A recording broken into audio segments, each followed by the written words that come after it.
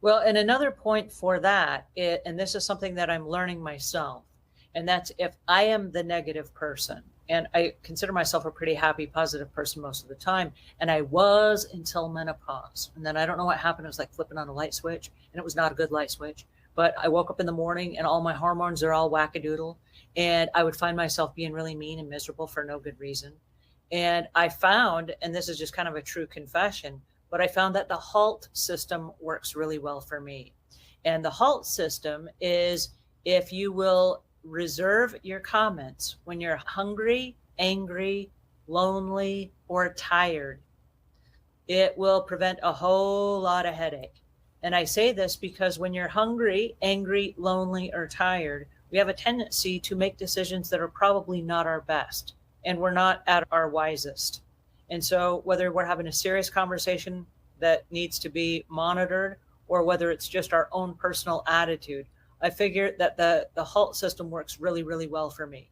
And it kind of brings me back to the moment where I have to stop and think, like you said, being mindful, stop and think about what it is I'm projecting in that moment. Because, like you said, if like attracts like, and all I'm projecting is this, I'm only getting more of the same coming back at me, and I don't need that. I can be miserable all by myself. That's right. Now you have to have some technique, some methodology to deal with things when you're not at your best. So if that works for you, that's a good thing. Everyone needs some kind of a thing to do. For example, for some people it might be exercise. Just to go out of the house and do a little jogging or brisk walking, breathe some fresh air, just sort of appreciate the day. Everything stems from our thoughts. So you have to be really careful about what you're thinking about. If you have any kind of an untoward circumstance, you don't want to think about the problem. You want to be thinking about the solution. Think about positive things. We used to have we do.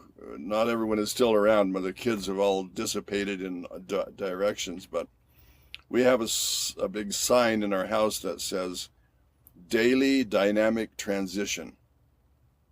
And so our goal every day is to not go back to where we were even yesterday, but to make some positive learning experiences today, positive experiences with people, interactions. For example, if you have a job that you don't like to do, say you don't like to do the dishes, take something that you don't like and turn it into a positive experience. When you're through with the dishes, how does that make you feel? You're able to, again, use your fingers and your hands to do work projects, and you should be grateful for that.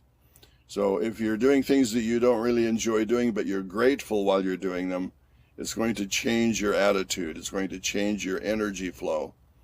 So always be aware of what you're thinking, because everything proceeds from your thoughts, unless it's an habitual thing. Like I say, if you're reacting to things, it's habitual. And so a lot of times we don't even put thought into how we're reacting. We have biases, and we just react to those biases. So control your thoughts.